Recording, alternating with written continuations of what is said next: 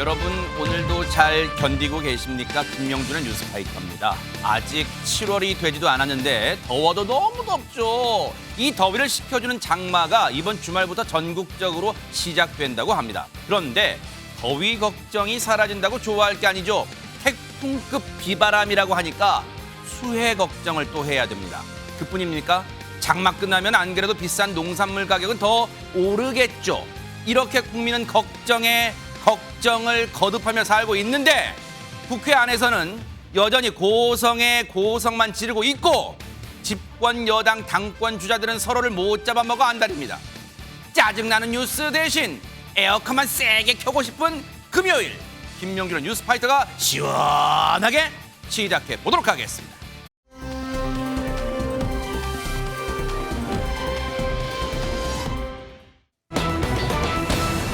본격적인 당권 레이스에 돌입한 국민의힘 당권 주자들, 오늘은 각자 어디로 향했을까요? 이담 아나운서. 네, 당권 레이스 초반에 좀 분위기를 이끌기 위해서 네. 일단 영남권을 모두가 훑고 있습니다. 아, 그래요? 네, 일단 나경원 후보의 경우에는요. 네. 대구를 방문해서 당협 간담회에 참석하고요. 대구시의회에서 기자 간담회도 했고요. 네. 원희룡 후보는 25일부터 지금 영남권에 쭉 머무르고 있는데 경남에 이어서 이제 지금 진주에 가 있습니다. 그리고 윤상현 후보는 경북도청을 방문 후에 지금 서울로 올라왔고요.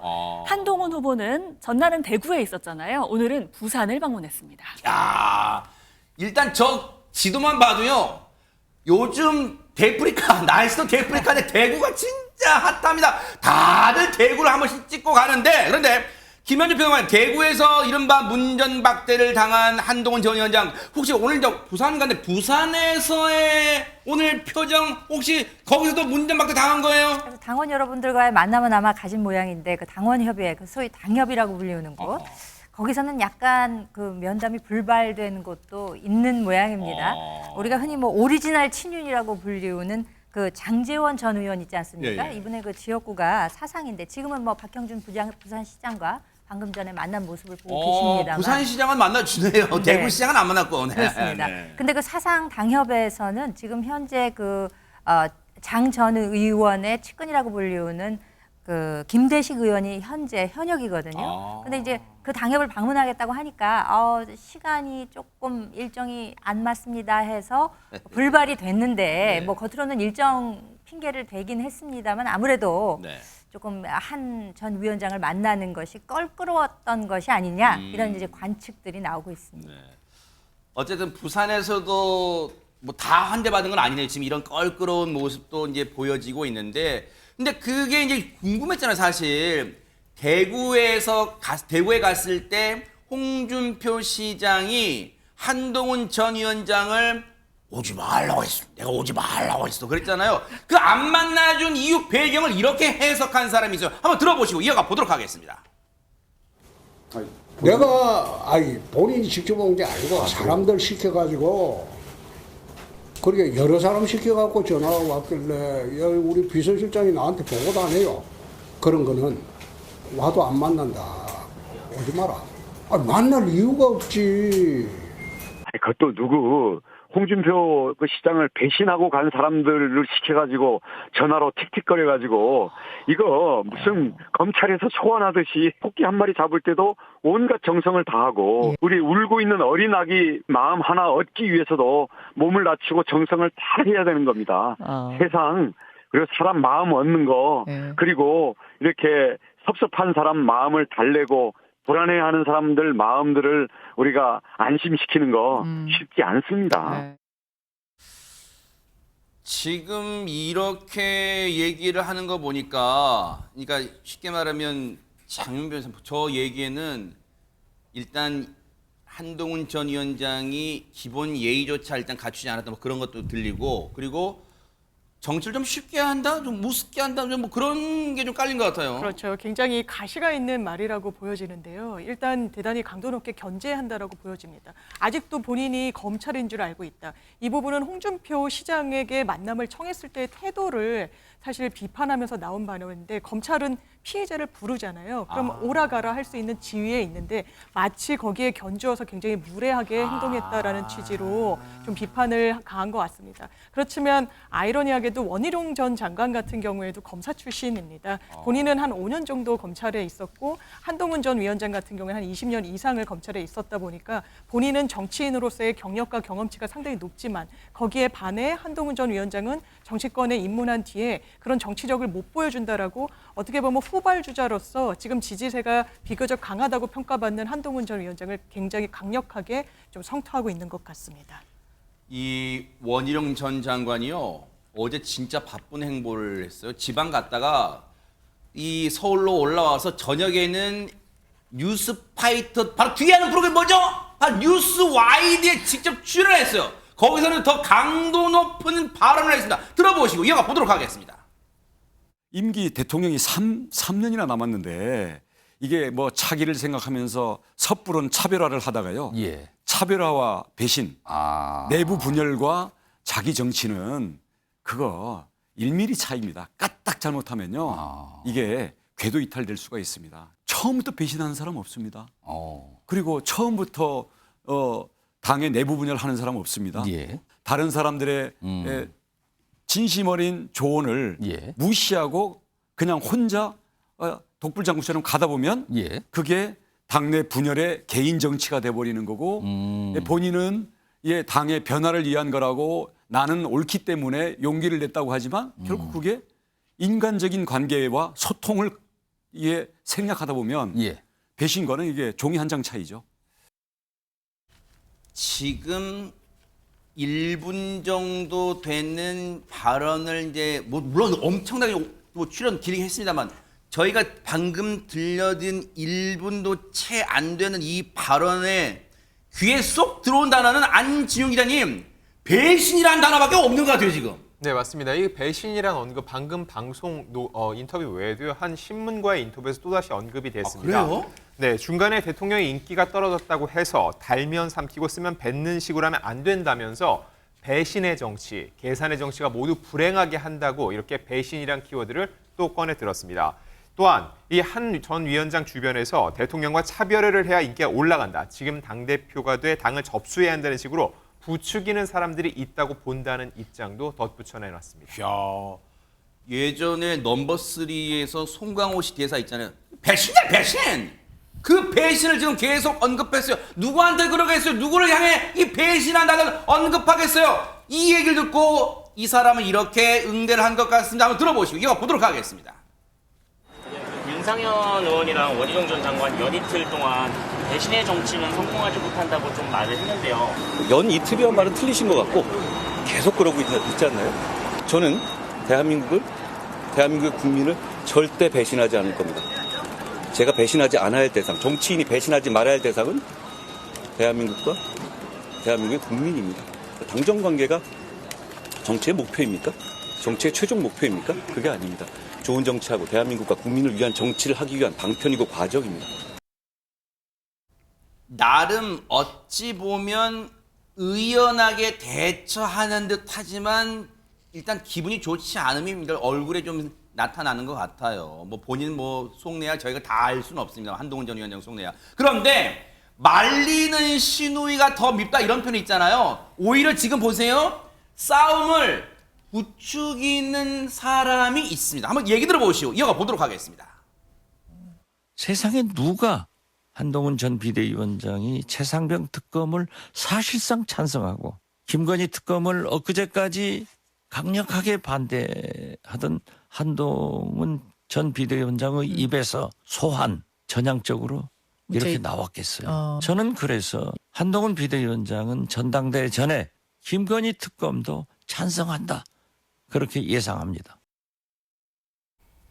지금 분위기를 보면 국민의힘의 당권 주자들의 싸움을 부채 정도도 아니에요. 그냥 뭐 있잖아요. 바람을 막 하는 그런 느낌이에요. 그런데 보세요. 김건희 여사 특검도 찬성할 거야. 두고 봐라 이거잖아요 지금. 그런데 민주당의 또 다른 중진도 뭔가 지금 국민의힘의 당권 레이스 상황에 아주 그냥 기름을 붓는 듯한 발언을 하고 있다면서요, 하재근 평론가님. 예, 추미애 민주당 의원이 최근에 그 한동훈 국민의힘 그 당대표 후보를 향해서 홍준표 대구시장이 비판을 쏟아내고 있었는데 그렇죠. 마치 맞장구를 치듯이 이야기하면서 갑자기 부적절한 단어를 써서 다른 뉘앙스 얘기를 하는 그런 일이 있었는데 뭘까요? 네. 뭐라고 한 거냐면 네. 이제 추미애 그 의원이 네. SNS에 홍 시장이 만나달라고 사정한 한동훈에게 점령군이 들어와서 어린애가 설친다면서 2번이나 거절했다고 하네요. 맞습니다. 라고 맞장구를 치는 것처럼 얘기했는데 네. 그런데 어린애가 설친다고만 하실 게 아니라 오야붕에게 따지시라라고 부적절한 단어를 쓰면서 얘기를 한 거예요. 네. 근데 왜 이런 단어를 썼는지를 또 본인이 스스로 설명을 했는데 네. 그들에겐 우두머리라는 말 대신 일본어가 편할 것 같아 하는 수 없이 오야붕이라는 말을 쓴다라고 또 설명을 했습니다. 하하. 이게 이제 쉽게 말하면 홍준표 시장이나 윤 대통령이나 검사 출신이잖아요. 지금 검사 집단을 민주당은 2글자 정도로 지금 보고 있잖아요. 그래서 지금 일본 표현이 더 적절할 것 같다. 아마 그런 거지 않았나라는 해석을 해보는데 박지원, 추미애 이 두 야당의 중진이 나름 이게 혼수예요? 비아냥이에요? 뭡니까 이게? 훈수를 가장한 공격이 아닌가 이제 저는 그렇게 봅니다. 지금 뭐 민주당도 전당대회 계획을 하고 준비위원회를 띄웠다고 하더라고요. 근데 이제 이를테면 장터에 비유를 하자면은 물건을 쟁여놓은 게 별로 없어요. 내놓을 물건이 한 개밖에 없어요. 근데 옆집에는 보니까 옆마을에는 장터가 크게 섰어요. 물건들이 화려하게 나와 있고. 그러니까 사람들이 많이 이제 거기 구경을 가니까 일종의 시선 돌리기를 하면서 그 여권 내부의 내부 분열, 일종의 갈라치기를 유도하는 그런 공격성 발언이 아닌가라고 생각이 되는 네네. 것이 박지원 의원의 경우 노련한 정치인이고 뭐 정치 구단이다 뭐 이런 평가를 받지 않습니까? 네. 그런데 그 제3자에 의한 특검 지정을 주장한 한동훈 후보에 대해서 이것은 이제 나아가서 한 걸음 더 나아가서 김건희 특검도 찬성할 거야라고 이제 조금 비아냥 섞인 이런 공격을 한 것이고요. 갈라치기죠. 그리고 이제 추미애 의원의 경우에는 과거 2017년 7월에 더불어민주당 대표 시절에는 홍준표 당시 자유한국당 새 대표가 된 분과 함께 이제 우리가 협치하자는 뜻으로 팔짱도 한번 껴봅시다 하면서 다정한 모습을 연출을 하고는 했었습니다만 네네. 그건 이제 과거의 얘기고 사실상 어린애라고 하면서 자꾸 거기다가만 공격하지 말고 그러니까 돌 하나 던져서 새 2마리를 잡는 거죠. 일석이조. 일종의 홍준표 시장에게도 나를 세우면서 동시에 오야붕이라는 적절치 않은 단어를 쓰면서 우두머리 격인 윤 대통령에게도 쓴소리를 하라라고 이렇게 이야기를 하고 있는 것입니다. 양수 겸장을 둔 것 같은데 앞서 전해드린 것처럼 영남의 대구 경북의 일부 광역단체장들은 한동훈 전 위원장을 이른바 대놓고 따돌리기를 했지만 그런데 실제로 영남에서의 한동훈 전 위원장의 인기는 사그라들 줄 모르는 것 같습니다. 영상 보시고 이어가 보도록 하겠습니다. 엘리베이터에서 여사님들을 만났어요. 저 아세요? 이름 몰라요. 맨날 보내요. 아이고 안녕하세요. 어디 가세요?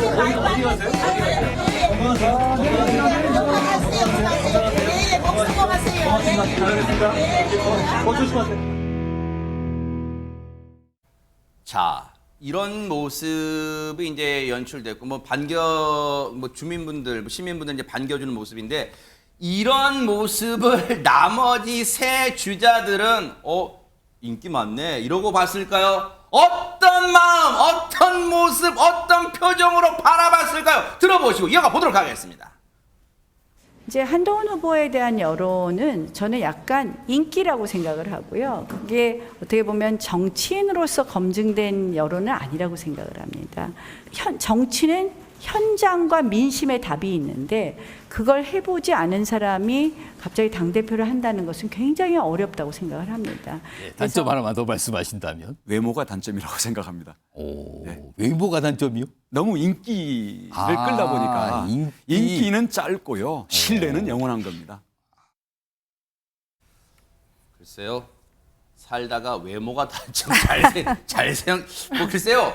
지금 이제 한동훈 전 위원장에 대해서는 훈자, 이름의 훈자 따서 훈남이 하는 표현도 많은데 글쎄요. 외모가 단점일지 앞으로 당권 레이스 또 차분하게 뉴스파이터도 따라붙어 보도록 하겠습니다. 흥미진진해요. 주말 또 어떤 일이 벌어질지 궁금합니다.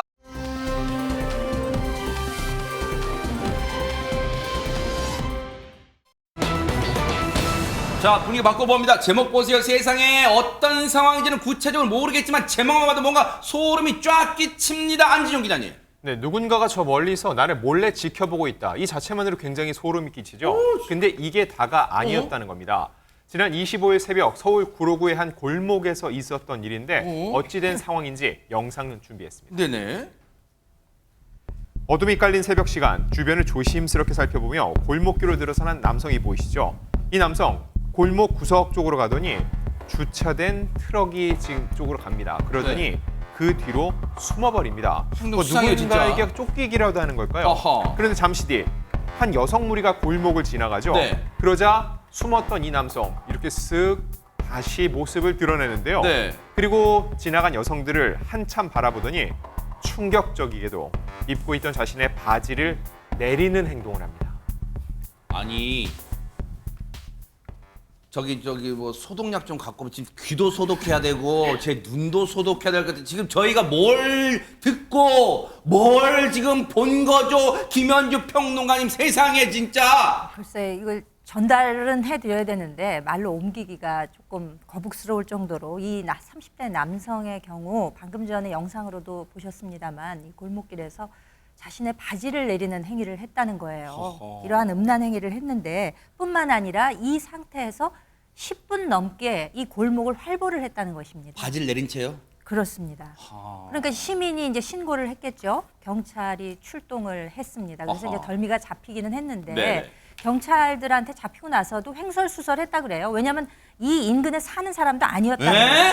인천에 살고 있는 사람인데 허허. 왜 자신이 서울에 왔는지는 나도 잘 모르겠다. 이런 이야기를 했다고 합니다. 아니 자기가 저기에 왜 있고 왜 왔는지 모르면 대체 누가 안단 말입니까? 장윤미 변호사님 대체. 그러니까요. 횡설수설한 거죠. 경찰에 붙잡혀서 진술을 할 때도 내가 왜 여기 있는지 모르겠다. 기억이 잘 나지 않는다라는 취지로 이야기를 하니까 제일 먼저 떠올릴 수 있는 건 음주 여부입니다. 그렇지만 확인 결과 이 남성 음주를 한 상태는 아니었다라고 하고요. 결국에는 공연 음란죄 혐의로 30대 남성 불구속 입건이 됐습니다. 일단 공연 음란죄는요. 피해자가 누구인지 정확하게 특정이 되지 않더라도 범죄는 성립합니다. 공연 음란죄에서 말하는 공연이라는 건 공연히 그러니까 불특정 다수 앞에서 본인의 신체 일부를 드러내거나 노출하는 경우에도 성립을 할 수 있기 때문인데요.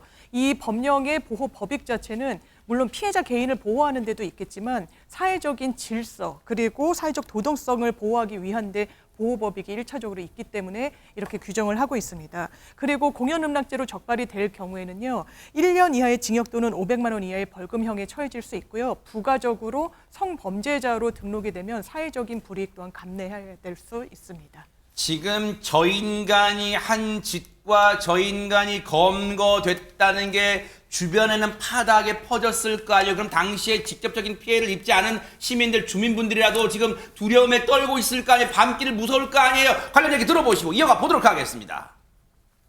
새벽 시간대라도 아이들이 왔다 갔다 할 수 있는 길이잖아요. 그 사람이 새벽이 아니더라도 저녁 시간대나 아이들이 학교 시간대가 언제 나타날지 솔직히 모르는 일이니까 많이 불안하죠. 지금 피해를 당하신 여성분들, 저분들은 성인분들이어도 저 인간의 모습이 꿈에 나타날까 봐 지금 몸서리가 쳐질 텐데 근데 실제로 최근에는요. 뉴스파이터가 지금 못 전해드려서 너무 억울한데 장윤 변호사님 초등학생 대상으로 음란행위하다 적발된 인간들 진짜 많아요. 최근에 또 보면. 그렇죠. 물론 피해자가 성인인 경우에도 굉장히 엄하게 처벌해야 되겠지만 피해자가 미성년자이거나 더더군다나 더 어린 초등학생 등의 학생이라면 비난 가능성이 매우 높습니다. 그렇기 때문에 이 부분은 단순한 공연 음란죄만 해당하는 것이 아니라 아동 학대로까지 처벌의 가능성이 열려 있다고 보셔야 되는데요. 아동 학대와 관련해서 처벌하는 규정인 아동복지법 등에 따르면 단순히 유형력을 행사해서 정말 신체적인 위해를 가하는 행위뿐만 아니라 아동의 정상적인 발달에 저해가 되는 행위를 하더라도 이거는 형사처벌을 할 수 있도록 규정하고 있습니다. 아하. 때문에 이 부분과 관련한 처벌의 가능성이 열려 있다고 봐야 되겠고요. 또 하나는 아동에게 성적 수치심을 주거나 어떤 성적 행위를 시키는 등의 음란성을 어쨌든 시키는 강요적인 행위를 하게 되면 이건 별도의 규정으로 상당히 강하게 처벌받습니다. 10년 이하의 징역 또는 1억 원 이하의 벌금형에 처해질 수 있는 중죄로 분류돼서 처벌받고 있습니다. 아울러 혹시 가능하다면요. 이제 퍼뜩 드는 생각이지만 저런 인간들한테는 일단은 저 행위에 대한 법의 처벌을 일단 달게 받게 한 다음에 다시 또 이제 그 형기를 마침 나올 거 아니에요. 사회로 기어 나올 거 아니에요. 그때 좀 법이 강제하더라도 뭔가 하재근 평범 저런 인간들한테는 그 정신적 치료, 뭐 심리적 치료 이런 걸 통해서 자신은 저런 행위를 못하도록 하는 그런 사회적 교화 방법도 좀 필요해 보입니다. 왜냐하면 저런 인간도 또 재범에 또 우려가 있잖아요, 또. 그렇죠. 그러니까 당연히 처벌은 뭐 엄중하게 해야 될 텐데 네. 만약에 어떤 특정한 어떤 심리 상태가 있어서 처벌을 받은 다음에도 자기가 앞으로 처벌받을 거라고 예측할 수 있음에도 불구하고 자기의 특정한 심리 상태 때문에 저런 행동을 반복할 위험이 있다. 그렇죠. 뭐 충동 욕구를 뭐 자제를 못하고. 네, 라고 한다면 네. 말씀하신 대로 뭐 충동도 자제를 못한다거나 라고 한다면 그러한 심리적인 어떤 그 욕구를 조절할 수 있게 해줘야 저런 행동을 방지할 수 있는 거니까. 그러니까요. 처벌은 처벌대로 하면서 맞아요. 심리 정서적인 부분을 어떻게 교화할 것인지 그러니까요. 거기에 대해서도 우리 사회가 고심을 해야 될 것 같습니다. 맞아요. 진짜 고심할 게 너무너무 많은 세상이 되어버렸으면 저런 추잡한 인간들 진짜 법에 따끔한 맛을 좀 보여줘야 됩니다.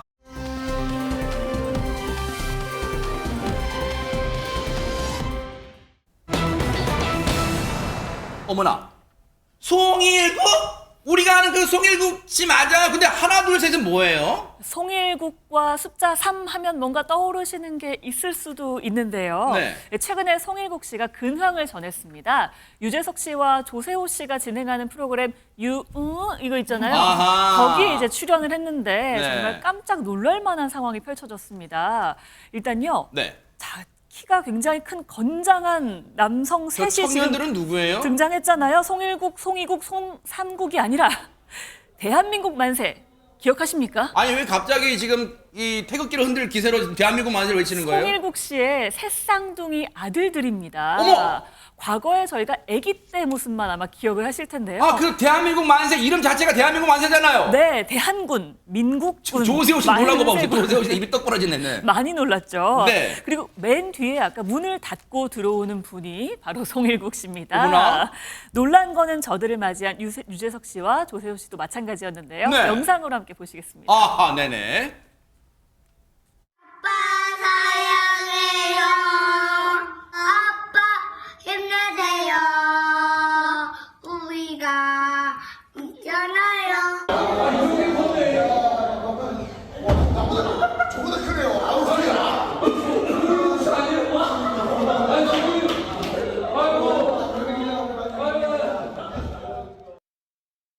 어머, 안지웅이 진짜 직전에 봤던 애기 유아용 식판에서 아빠 힘내세요 했던 그 대한민국 만세 맞아. 근데 저렇게 컸어요 진짜로? 맞습니다. 시간 참 빠르죠. 와. 저 대한민국 만세가 맨 처음 대중들한테 인사를 했을 때가 정확히 10년 전, 어허. 2014년이었습니다. 오. 그때는 나이가 2살이었거든요. 그래요? 근데 지금 부쩍 커서 어느덧 초등학생, 고학년이 돼 있습니다. 어머. 근데 지금 보면은 아빠를 따라서 쭉 들어가는 모습을 볼 수 있는데 송일국 씨만큼 키가 정말 많이 컸어요. 송일국 씨 키가 굉장히 크기 때문에 유전자를 그대로 받았다고 할 수 있는데 조세호 씨가 보자마자 나보다 더 큰 것 같다고 얘기하는 게 굉장히 인상적이고요. 또 하나 이게 시간이 변하고 시대가 바뀌어도 참 저 삼국이는 다른 게 뭐냐면은 예전에도 3명을 똑같은 옷을 입히고서는 나란히 사진을 찍었는데 네. 여전히 지금도 똑같은 옷을 입고 들어오고 있거든요. 그만큼 아직까지도 이제 사춘기는 덜 온 것 같습니다. 네. 아빠와 함께 이렇게 나란히 오는 모습 정말 보기 좋습니다. 아니. 근데 김현주 평론가님 지금 뭐 고등학생, 중학생이 아니라 초등학생이라 아니 송일국 씨 걔네 뭘 먹여요? 전화 좀 주세요. 연락 좀 주세요. 진짜 뭘 먹일까요 진짜? 그러니까요. 애들 뭐 남의 집 애들은 빨리 큰다는 얘기도 있고, 아니 애들 빨리 크는 거에 비해서 어른들은 덜 늙는다 이런 얘기도 있거든요. 네. 근데 정말 벌써 10년이 됐다는 것도 놀랍지만, 놀랍고. 완전히 그냥 뭐 청년들이 다 됐네요. 야. 정말 놀라운 일이죠. 저 삼둥이가 국민 삼둥이로 정말 많은 분들의 인기를 그랬죠. 정말 타의 추종을 불허하는 네. 인기를 누렸잖아요. 그래서 그 프로그램에서 이제 빠진 이후에도 많은 분들이 근황을 궁금해하고, 그래서 송일국 씨가 팬들한테 이제 커가는 모습을 보여드리기 위해서 생일이 3월 16일이래요. 매해마다 저렇게 생일 케이크 앞에다 놓고 어머나. 사진을 찍어서 근황을 전해 왔다고 합니다. 그래요? 근데 저건 어디까지나 테이블 앞에 앉아 있는 모습이기 때문에 어느 정도 컸는지를 우리가 실감할 수가 없잖아요. 근데 조금 전에 들어오는 모습을 보니까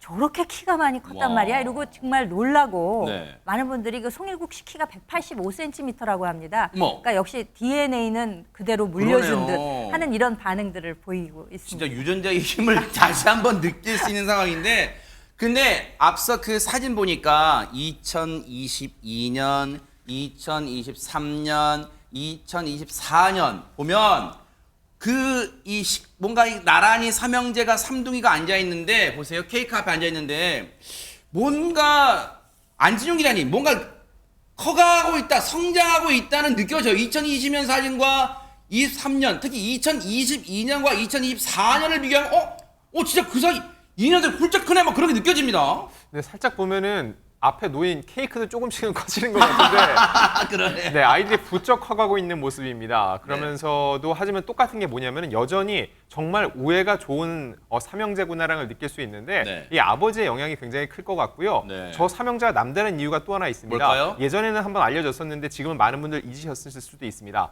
새 쌍둥이잖아요. 네. 사실 3명을 모두 낳는 게 너무 위험해서 당시 한 명은 포기해야 된다는 의사의 얘기가 있었는데 아이고. 당시 송일국 씨와 송일국 씨 아내가 끝까지 지키겠다고 해서 저렇게 새 쌍둥이가 탄생될 수 있거든요. 네. 이 시간이 이렇게 흐른 후에도 저렇게 건강한 모습으로 많은 분들에게 다시금 인사하는 모습을 보면서 많은 분들이 흐뭇해할 것 같습니다. 아니 근데 하재근 평론가, 저는 그때 그 당시에 예능에서 지금도 생생하게 기억 남는 장면은 송일국 씨가 저 삼둥이를 어떻게 데리고 다녔냐면 길게 자전거를 연결한 거에 삼둥이가 다 타고 막 그걸 아빠 이제 말벅지 근육으로 막 그 끌고 가는 그 모습이 생생한데, 지금 초등학교 고학년이면 이제는 공부도 열심히 해야 될 정도 막 그런 건가 봐요.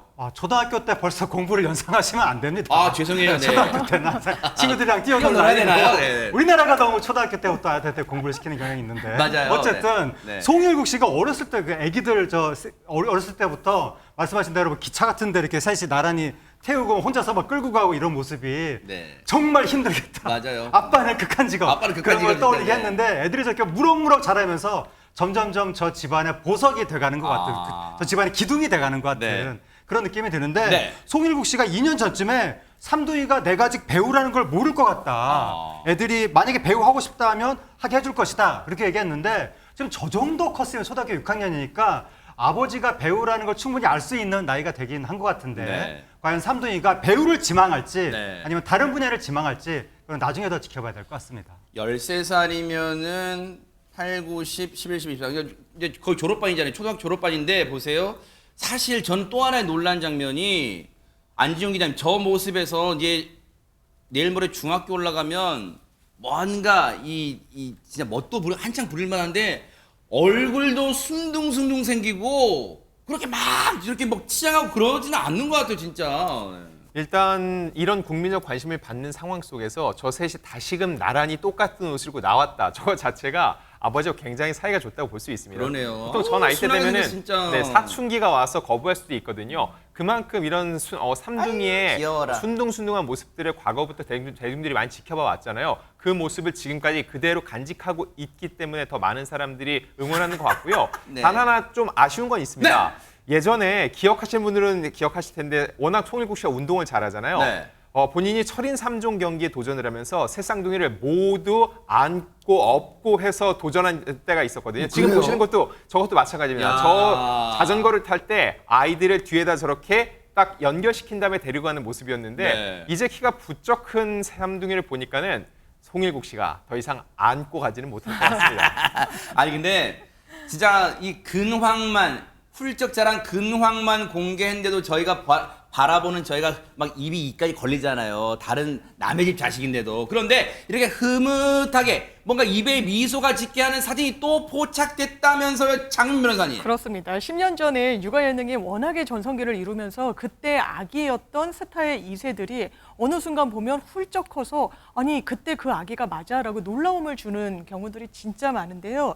이번에는 종종 근황이 전해졌지만 이렇게 벌써 컸어라고 놀라움을 주는 누군데요? 바로 배우 성동일 씨의 둘째 딸 성빈 양입니다. 어머나. 네, 굉장히 많이 컸죠. 어허. 어렸을 때 굉장히 좀 재치 있는 말과 또 행동, 표정으로 진짜 많은 사랑을 차지했었었는데 보시는 것처럼 아빠보다 키는 좀 작지만 어허. 다리 길이는 훨씬 길다. 어머, 이런 평가를 또 이른바 비율, 받았는데요. 황금 비율 대박 사건이네. 맞습니다. 지금 보시는 장면은 아빠가 주연으로 출연한 영화 하이제킹 시사회에 참석한 성빈 양의 모습입니다. 어머나 세상에 또 아빠 영화 하이제킹 또 저렇게 홍보한다고 하이제킹 써가 있는데 안지용 기자님 연예인분이나 일반인 분들이나 뭔가 그 고슴도치 부모처럼 되나 봐요. 뭔가 자식 자랑하고 싶은 마음은 이제 굴뚝같이 다 똑같은 것 같아요. 왜 아빠 미소라는 얘기가 있잖아요. 맞아요. 정말 이게 고유명사 될 수밖에 없던 게 자식들을 보고 있으면은 자연스럽게 흐뭇한 미소가 지어지는데 지금 맞아요. 성동일 씨도 딱 들을 것 같습니다.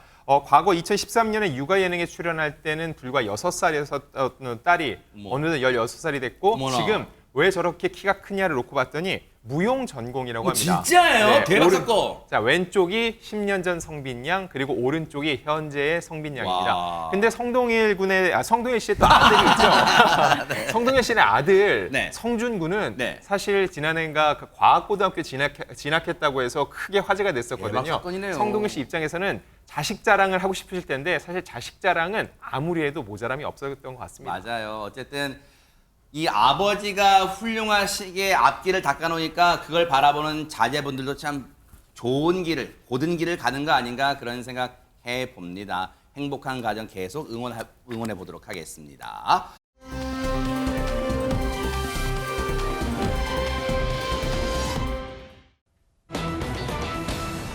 어디 가요? 이사 방송. 그럼 제가 선배 맘에 탕탕 어머! 후루후루 어머! 탕탕탕 후루루루루 어머! 탕탕 후루후루 내 맘이 단짠단짠 와! 탕탕 후루후루 아니! 탕탕 아니 오늘 너무 깜놀했어요. 저는 일하면서 일어나길래 화장실 급해서 방금 가신 줄 알았었죠. 지금 나가는 줄 알았어요. 지금 방송 보시던 분들은 제가 대체 뭘 하는 거지? 라고 하실 텐데요. 네. 지금 저 혼자 이러고 있는 게 아닙니다. 굉장히 많은 분들이 이걸 하고 있거든요. 뭐라? 영상으로 함께 보시죠. 진짜예요, 네네. 선배 마라탕 사주세요. 그래 가자. 선배 혹시 탕후루도 같이? 뭐? 탕후루도? 그럼 제가 선배 맘에 탕탕 후루후루 탕탕탕 후루루루루 탕탕 후루후루 내 맘이 단짠단짠 탕탕 후루후루 탕탕탕 후루루루루 탕탕 후루후루 마라탕 탕탕탕 후루루루루 탕탕 후루후루 마라탕 탕탕탕 후루루루루루루루루루루루루루루루루 대박 사건 아니 마지막에 김범수 씨의 이 버전은 대박 사건이 진짜 아니 근데 이게 요즘 난리라면서 진짜 안지용 기자님. 네, 맞습니다. 이 김범수 씨 버전을 보고 제가 기억에 남는 댓글이 있습니다. 뭘까요? 길거리 음식 탕후루를 고급 디저트로 만들어버렸다는 얘기를 하고 있는데 자 그만큼 많은 유명인들이 이 노래를 부르면서 율동을 따라하고 있죠. 정말 남녀노소 할 것 없이 누구나 요즘 즐기고 있는 마라탕후루라는 노래인데 말 그대로 마라탕 더하기 탕후루 요즘 가장 인기 있는 두 음식 중에 하나죠. 단짠입니다. 단 음식과 짠 음식. 이 노래가 굉장히 중독성 있는 멜로디와 가사 때문에 SNS에서 화제를 모아서 맨 처음 원조 컨텐츠 조회수가 무려 3천만 회가 넘습니다. 3천만 회요? 그렇습니다. 와. 올해 최고의 SNS 컨텐츠가 되지 않을까 예상이 됐는데 그러다 보니까는 연예인, 정치인, 스포츠 스타 할 데 없이 다들 이 챌린지에 동참을 하고 있는 모양새입니다.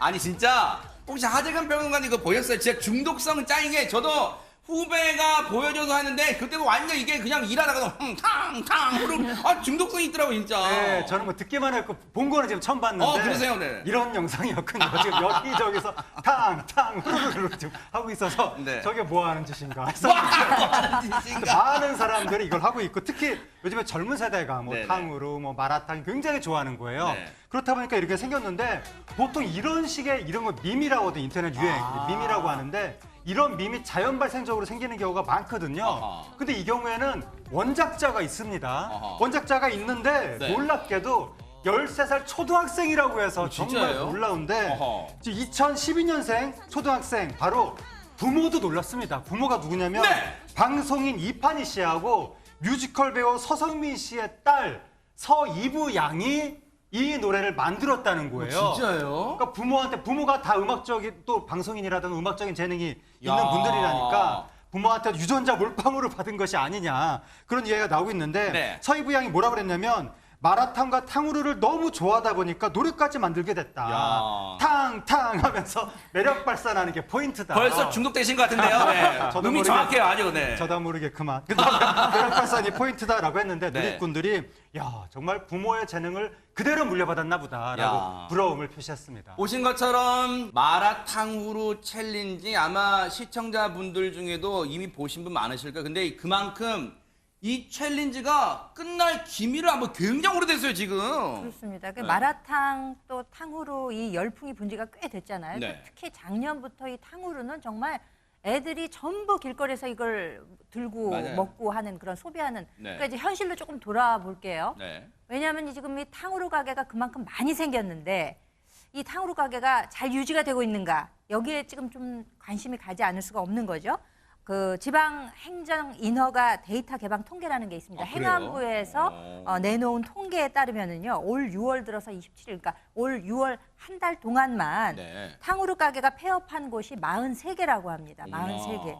그러니까 작년에 1000개가 넘게 문을 열었는데 올해는 50곳에 불과하다는 거예요. 그러니까 뭐든지 이렇게 너무 열풍이 세다 보면 그 뒷그림자도 길게 드리워지는 것이기 때문에 폐업하는 숫자는 늘어나고 개업하는 숫자는 현저히 줄어들고 이런 상황이라는 거죠. 그리고 한때 대만 카스테라가 굉장한 인기를 끈 적이 그랬죠, 있었잖아요. 네네. 그것처럼 막 열풍처럼 너무 빨리 인기가 치솟았다가 또 빨리 꺼지게 되면 그 뒷그림자에 있는 실제 가게 운영하시는 분들은 굉장한 또 고통을 겪으실 수 있는 것이기 때문에 아이고. 그 점에 대해서도 좀 생각을 해야 될 것 같습니다.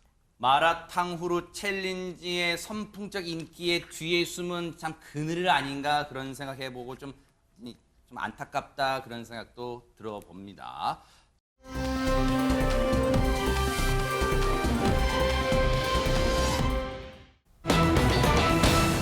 자, 분위기 바꿔볼게요. 아니, 쫓기고 숨고 끌려나고 이게 뭐 액션 영화 찍는 걸까요? 뭘까요, 안지용 기자님?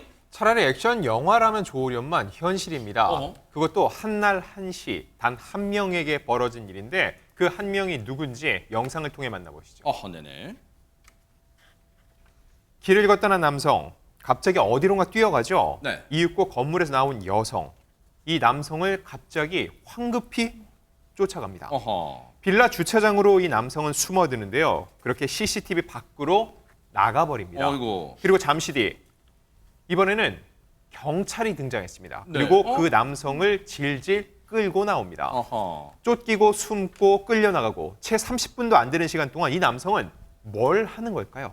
어머, 그러면 이제 그 삼박자가 이해가 되네요. 쫓기고 숨고 끌려 나오고 대체 안진영 기자님 저 사람은 무슨 잘못을 했길래 경찰에 이렇게 마지막에 끌고 나오는 걸까요? 네, 정체부터 말씀드리겠습니다. 문이 안 잠긴 차량을 골라 타는 차량 터리범이었습니다. 어허! 나머지 영상 마저 보여드리겠습니다. 어머나. 자, 골목길에 주차된 차들을 유심히 보던 남성. 그러다가 한 차량의 앞문을 열고 들어갑니다. 네. 잠시 후 차량 안 현금을 몽땅 들고 나오더니 이 남성, 아까 보셨던 그 영상의 바로 직전 장면입니다. 어머나, 한 여성을 보자 갑자기 줄행랑을 칩니다. 바로 이 차량의 주인이 저 여성인 거죠. 차주는 열심히 쫓아가 보지만 이 남성을 쫓기는 역부족이었습니다. 남성은 담장까지 넘으면서 도망가 버리고 맙니다. 아하. 자, 지금 보시는 것처럼 빌라 주차장에 숨었죠. 네. 그리고 경찰이 이를 쫓습니다. 경찰은 주변을 수색하던 중 차들 사이에서 숨어 있던 이 남성을 발견하고 이렇게 끌고 나오는데 끌려 나오면서도 이 남성의 저항은 계속됩니다. 어이구. 결국 경찰은 발로 넘어뜨려 제압한 후에 현행범으로 이 남성을 체포했습니다. 야, 우리 경찰분들이 진짜 큰일을 하신 건데, 아니 근데 하재근 평론가 궁금한 게 저 인간은 저 차의 문이 열려 있다는 걸 어떻게 귀신같이 알아냈을까요? 저 30대 남성이 주차된 차량들의 사이드 미러를 본 거예요. 왜요? 사이드 미러가 접혀 있지 않은 차량으로 가서 문을 연 거예요. 근데 저 30대 여성 운전자가 잠깐 상가에 물건을 사. 진짜 열려있네요. 사이드미러 안 접혔네요. 그렇습니다. 물건을 사러 갔다 오기 위해서 문을 열어놓고 갔다 온 거예요. 괜찮겠지 하고. 네. 그새 저 30대 남성이 문을 열고 들어가서 9만 원 상당의 현금을 절취하고 도주를 한 건데 저게 오전 10시 55분에 벌어진 사건이거든요. 바로 이제 그 피해자가 나와서 봤습니다. 네. 쫓아갔거든요. 네네. 쫓아갔는데 놓친 거예요. 놓쳐서 오전 11시 3분에 신고를 했습니다. 신고를 해서 바로 경찰이 출동을 해가지고 네네. 오전 11시 15분에 빌라 주차장 사이에 숨어있던 저 사람을 검거했는데 네. 신고부터 검거에 이르기까지 딱 12분 걸렸습니다. 야, 정말로 우리 경찰분들이 기민하게 대처를 해주신 거예요. 뛰어봤자 경찰 손바닥 아니었던 거예요. 얘기 들어보시고 이어가 보도록 하겠습니다. 차량 안에서 모르는 사람이 나왔는데 도망갔다, 따라 쫓아가고 이제 놓쳤다 이런 신고가 들어왔고요. 차량 가운데 컨솔 박스인가요? 예, 거기 안에 이제 돈 뭉치가 딱 이렇게 접혀서 들어있었는데 그것만 쏙 빼서 가져갔다고 들었거든요. 근데 저희 도주 경로 이제 나눠가지고 수색하는 중에 빌라 주차장 구였는데 그 혹시나 차량 뒤쪽에 숨어 있지 않을까 하고 수색 중에 구석에 움켜쥐고 숨어 있는 피해자를 만났고 이제 계속 도망가려고 발버둥을 쳐서 넘어뜨려가지고 제압을 했습니다. 저희가 체포하고 나서는 자기가 뭐 이제 뭐 누구냐 뭐 이름 뭐 인적사항 물으면 전혀 대답하지도 않고 그냥 함구하고 가만히 있었거든요. 그냥 뭐 자포자기 하듯이가 뭐 무표정으로 가만히 있었어요. 아니, 대체 이 인간 뭡니까? 체포 당시에는 막 발버둥 치고 지금 보신 것처럼, 그리고 체포된 이후에는 물어봐도, 범행 동기 물어봐도 아무런 일절 얘기도 안 하고, 이거 뭐 좀 가중처벌 같은 거 해야 되는 거 아니에요? 그러니까요. 이런 행태는 영장 발부의 가능성을 상당히 높이는 행동입니다. 실제로 제압을 당했을 때 발버둥 치면서 도주를 시도했다라고 평가할 수 있겠죠. 또 경찰 질문에 제대로 답하지 않았다는 건 수사에 협조적이지 않은 태도를 보인 겁니다. 그렇다면 도주나 증거인멸의 우려가 높고 죄질도 상당히 좋지 않기 때문에 실제로 경찰은 영장을 신청을 했고요. 법원이 인신이 구속이 필요하다라고 해서 영장이 발부됐습니다. 잡힌 이 30대 남성, 영장 발부가 된 상태에서 현재 검찰로 구속 상태로 넘겨졌습니다. 그래요. 저런 못된 인간들은 법에 따끔한 처벌 좀 받기를 바랍니다.